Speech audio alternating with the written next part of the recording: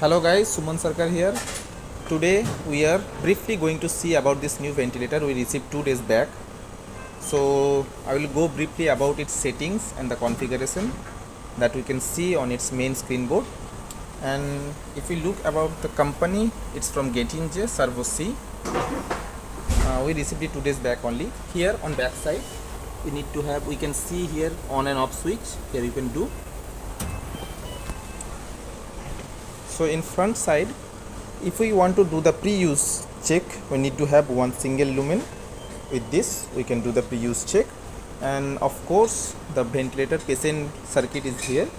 So here you can do the patient circuit test also.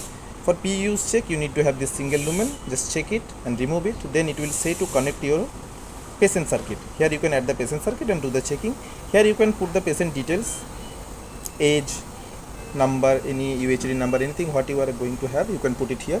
Here you can choose either it's adult or pediatric, for which patient you are going to give which one. So here you can choose. Here you can choose about, for some patients we are giving non-invasive ventilation, here you can choose those settings. Okay, next here comes the ventilator mode. If I touch here, you will see all the modes are available here, and same here also. This part is also ventilator mode. Here also you can do the settings.